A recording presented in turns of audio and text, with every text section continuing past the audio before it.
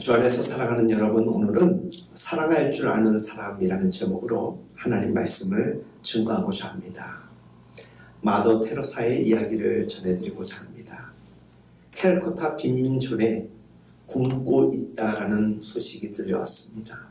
그것도 어린아이가 며칠째 그 어떤 것도 먹지 못한 채 굶주려 있다라는 소식을 들은 마더 테레사가 그곳을 찾아가게 됩니다. 아이에게 정성껏 준비한 음식 그리고 간식거리를 줍니다. 그리고 이야기하죠. 사랑하는 자야, 이것을 먹으렴. 아이가 갑자기 이런 이야기를 합니다. 잠깐만요. 잠시 다녀올 때가 있습니다. 너무 감사합니다. 그 말을 남긴 채 그 아이는 그 먹을거리를 들고 사라집니다. 왠지 불안하지 않습니까? 먹고 어디론가 훌쩍 도망치는 것은 아닐까? 얼마 후 아이가 돌아옵니다. 마더 테레사의 마음은 이내 평안을 찾습니다. 묻습니다. 혹시 너 어디 갔다 왔니? 아이가 대답합니다. 사실은 저보다 더 배고픈 친구가 있어서 그 친구에게 가져다 주고 왔습니다. 여러분, 이것은 사랑입니다. 그리고 이 이야기를 전해들은 우리 마음은 따뜻함이 밀려오지 않습니까? 이것이 감동이라고 우리는 이야기를 합니다. 이것이 참된 사랑이고 은혜를 흘려보내는 삶이 아니겠습니까? 이 아이는 분명 굶주리고 가난합니다. 이 아이는 그런 상황에서도 누군가에게 선물이 되어주고자 귀한 사랑 가득한 삶을 살아가고 있는 것입니다. 어린아이가 이와 같은 생각을, 어렵고 힘든 상황 속에서도 그와 같은 생각을 품고 살아가고 있었다는 것이 우리에게 적지 않은 충격일 수밖에 없습니다. 언젠가 드라마 대사 중에 이런 대사를 들었던 기억이 있습니다. 세상에서 가장 근사한 선물을 준비했어. 바로 나야. 라고 했던 대사였습니다. 그러면서 이렇게 이야기를 합니다. 당신은 이제 나를 가졌으니 세상의 그 어떤 것도 내게 말하면 다 얻을 수 있도록 내가 최선을 다할 거야. 내가 선물이라는 것입니다. 그 앞에 있는 사람에게 무언가를 주는 것은 아무것도 없지만 나라는 존재가 너에게 선물이라는 것입니다. 그리고 나를 통하여서 너는 기쁨을 얻게 될 것이라는 것입니다. 내가 당신에게 가장 큰 사랑의 선물이 되어줄 것이라는 약속이 아니겠습니까? 어찌 생각해보면 너무나도 어처구니 없는 대선말 같지만 그 마음이 진심이라면 이보다 더 큰 선물은 이 땅에 존재하지 않을 것입니다. 그러고 보니 정말 우리 자신이 선물이 되어서 상대에게 다가가는 것보다 더 좋은 게 어디 있겠습니까? 화려하고 비싼 것을 선물한다 하더라도 그 마음이 전달되지 못함으로 인하여서 선물이 선물로 여겨지지 않는 그런 상황들도 얼마나 많이 전개되는지 모릅니다. 의례적인 선물 내지는 뭔가 대가를 바라고 주는 선물은 최악의 선물이 될 수밖에 없습니다. 그렇지만 자기를 온전히 내어주는 사랑으로 선물을 들 수만 있다면 받는 사람에게도 또 주는 사람에게도 그것은 매우 귀한 일입니다. 여러분, 사람이 사람다운 것은 스스로 누군가에게 기쁨이 되어주는 것, 그리고 그 기쁨이 누군가에게는 삶의 선물로 받아들여질 때가 아니겠습니까? 성경은 누군가에게 선물이 되어주는 이들의 이야기로 가득 차 있습니다. 여러분들 너무나도 잘 알고 있는 여리고 가는 길에서 강도 만난 사람의 이야기 있지 않습니까? 모든 사람들은 그냥 지나쳤지만 사마리아 여인은 그를 챙겼습니다. 그에게 그녀는 선물과 같은 이였습니다. 예수님은 당신 자신을 우리들을 위한 온 인류를 위해 선물로 내놓으셨습니다. 오늘을 살아가는 우리의 삶에 있어서도 아내가 남편에게 선물이 되고 남편이 아내에게 선물이 되어주고 부모는 자녀에게, 자녀는 부모에게 선물이 되어주고자 할 때 비로소 가정은 평화로워지는 것입니다. 우리 부모님들께 선물을 드리면 부모님들이 뭐 이딴 것 준비했니? 그저 건강만 하렴. 이 말 속에는 너 자체가 나에게는 영원한 선물이라는 것이지요. 사람들의 만남과 나눔이 많아지고 있는 시대를 살아가고 있습니다. 냉랭하다라고 이야기하지만 사람 없이 살아갈 수 없음을 더없이 허덕이며 갈망하고 있는 시대를 우리는 살아가고 있습니다. 그런 의미에서는 여전히 우리는 사람들과의 사랑의 잔치를 여전히 갖고 있다는 것입니다. 아픔과 상처를 주는 만남도 있지만 힘이 되고 기쁨이 되는 만남도 있지 않습니까? 그 만남 속에서는 나라는 존재가 누군가에게 선물이 되어주는 것입니다. 당신의 선물은 당신이라는 것을 확인하는 시간이 되기도 합니다. 그러니 우리는 서로에게 줍니다.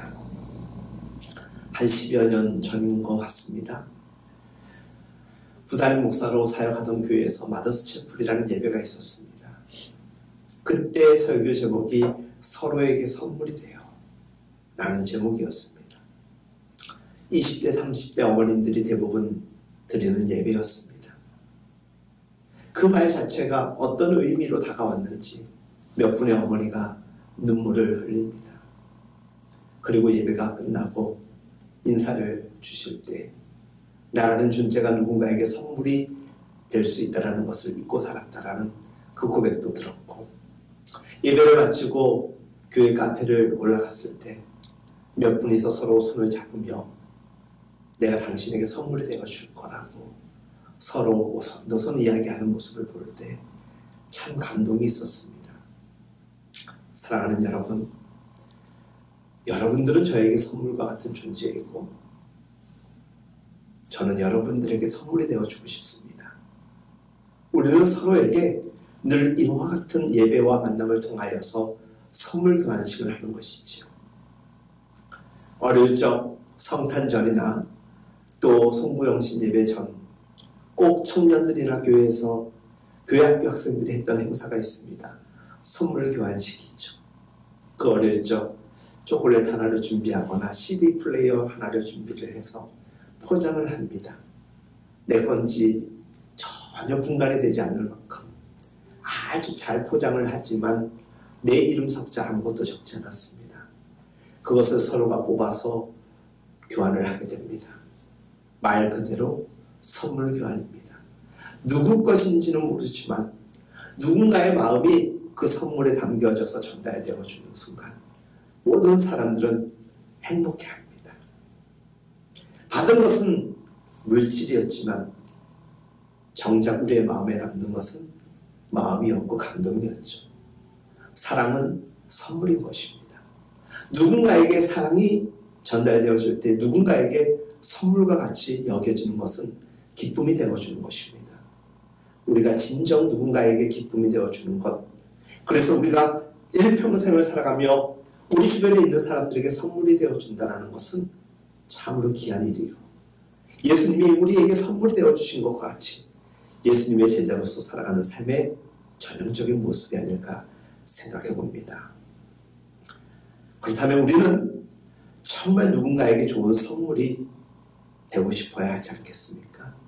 지금도 좋은 선물이지만 더 좋은 선물이 되고자 한다면, 그래서 우리가 사랑의 선물이 되기 위해서는 어떤 삶을 살아야 될까? 오늘 말씀을 통하여서 깊은 감동과 결단까지 갈 수 있는 은혜가 있기를 바랍니다.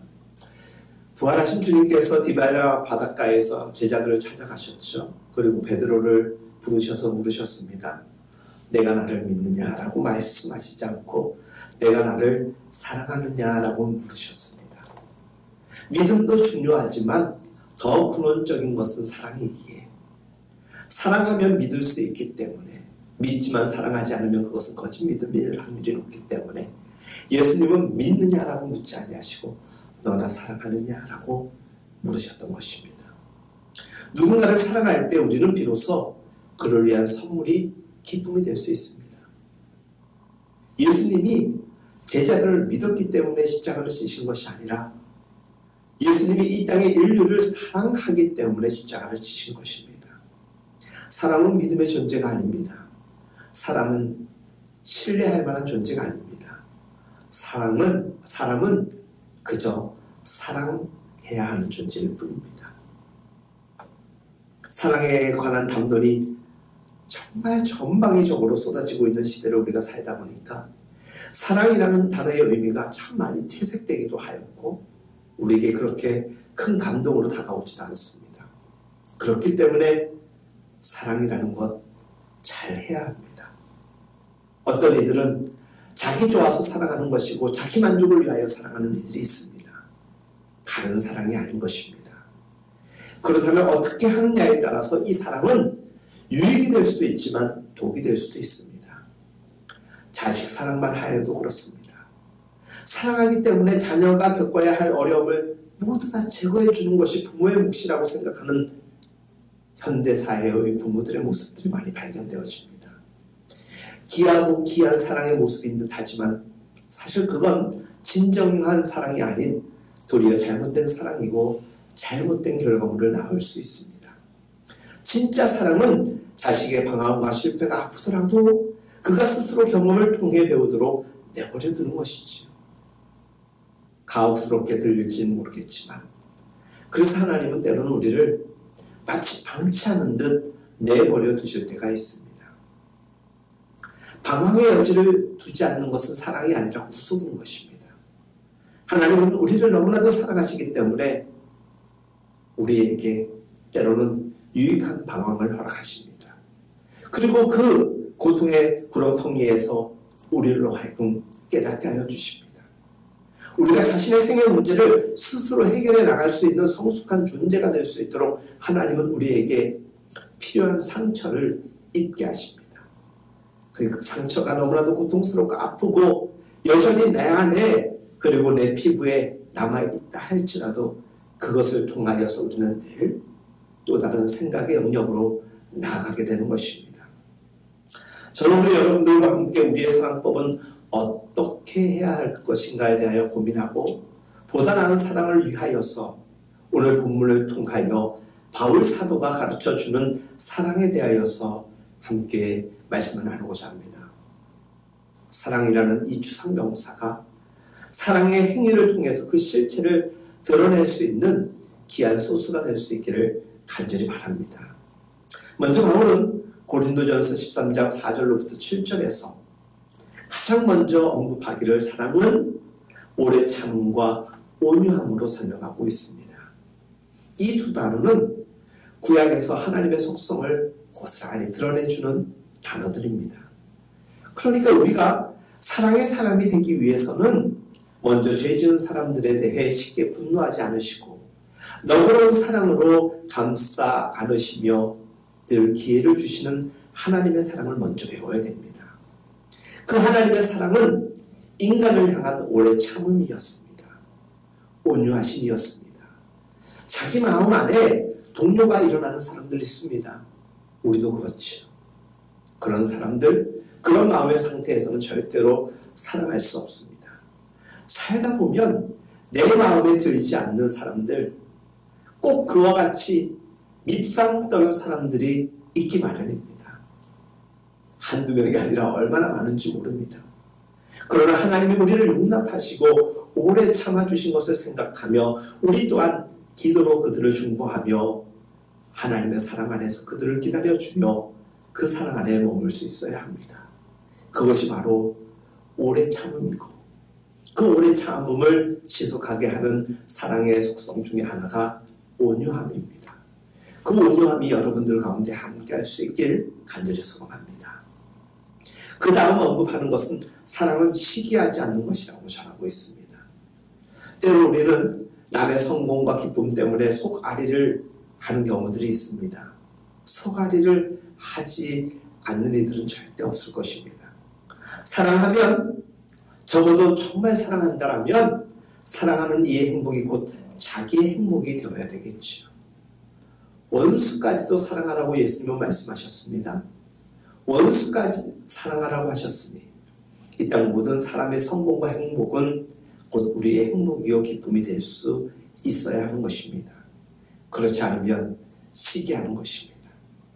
그 다음으로 언급하는 것은 사랑은 자랑하지 않는 것이요 교만하지 않아야 함을 지적합니다. 진정한 사랑은 자기 비움에서 비롯되는 것입니다. 자기 비움에서 시작된 그 사랑이 어찌 스스로를 자랑하며 그리고 교만할 수 있겠습니까?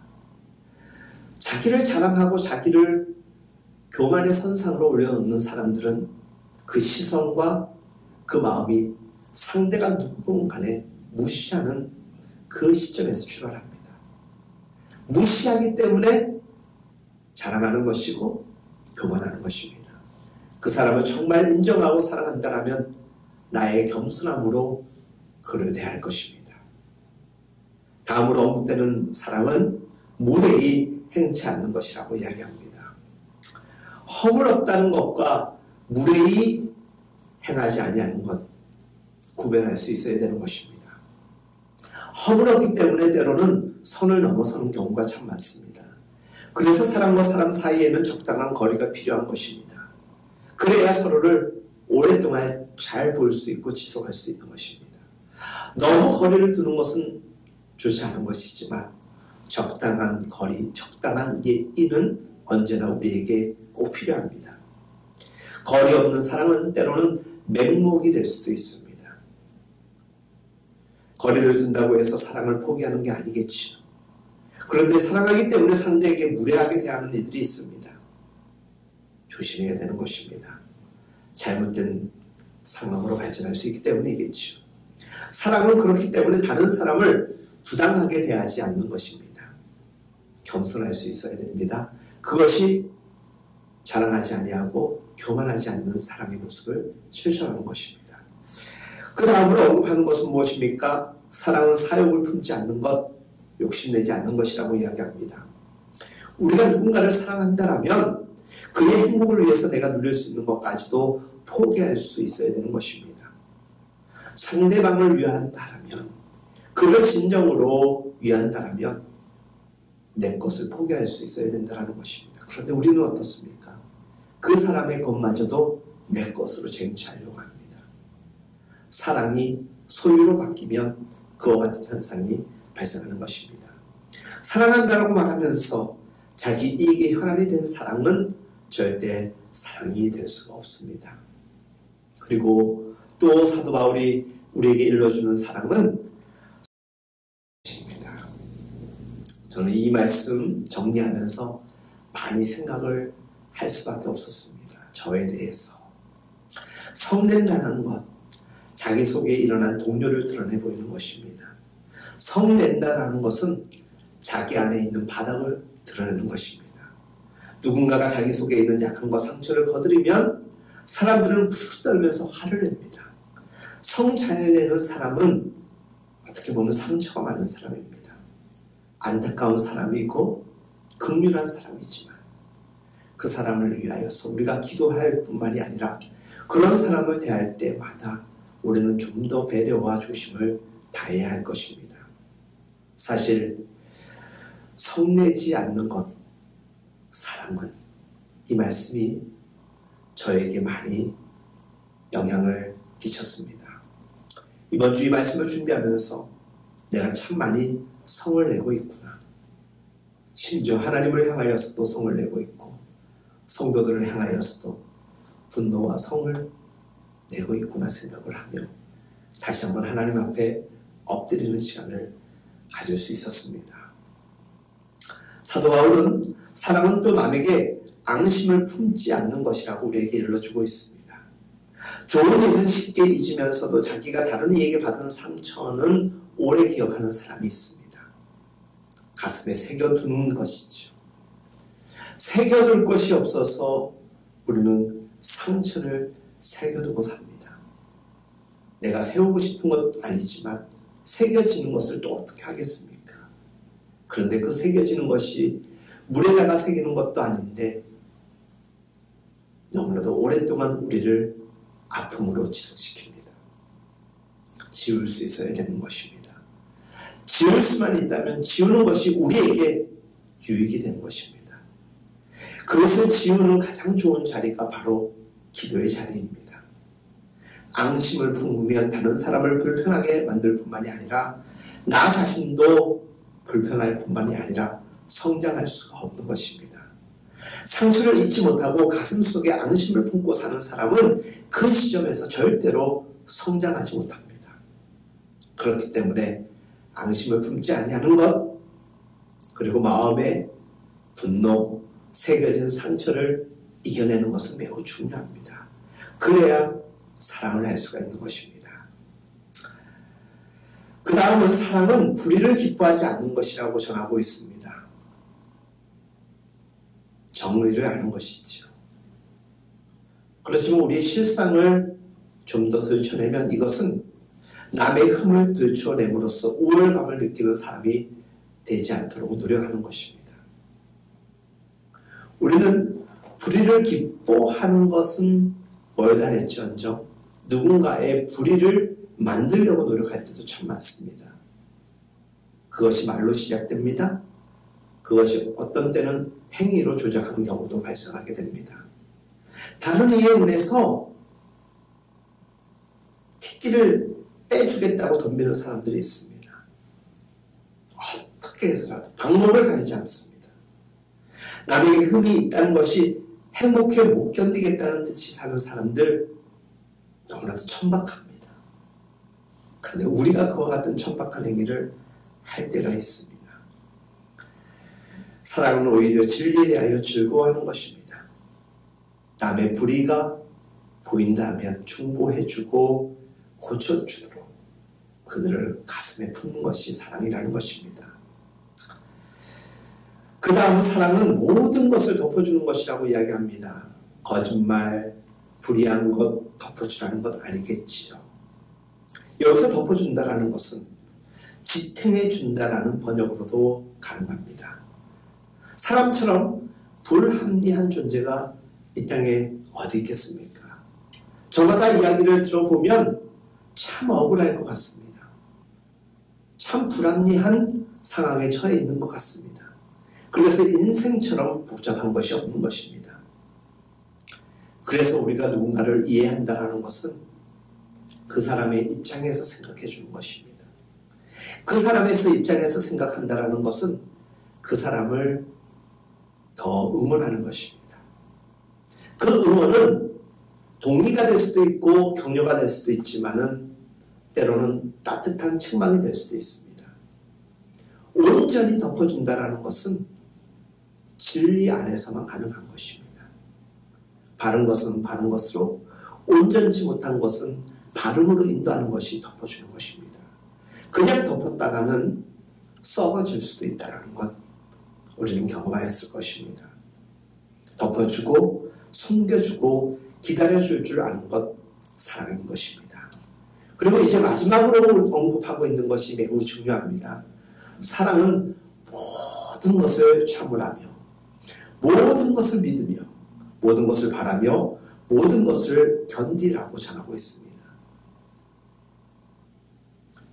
인내하는 것이고 절제하는 가운데 그런 것이죠. 오늘 사랑에 대해서 처음으로 사도 바울이 우리에게 언급한 것이 무엇이었죠? 바로 오래 참음이었습니다. 온유함으로 하나님이 우리 인류를 대하시는 그 마음처럼 오래 참을 수 있어야 된다는 것. 변하는 그날까지. 그러기 위하여서 마지막으로 사도 바울은 그 오래 참음을 더 강조하고 싶었는지 참으라고, 믿어주라고, 그리고 상대방을 바래주고 소망하여주고 그런 가운데 견디다 보면 사랑의 궁극적 열매를 맺게 될 것이라고 이야기하는 것 같습니다. 여기서 우리는 모든 일하는 관형사가 4번씩이나 반복되고 있는 것을 발견할 수 있습니다. 이것이 사랑이 얼마나 확고한 결단으로 필요한 것인지에 대하여서, 그리고 얼마나 많은 영역에서 필요한 부분인지에 대하여서 언급하는 것입니다. 주 안에서 사랑하는 여러분, 바울이 제시하는 사랑은 자연스러운 감정의 흐름이 아닙니다.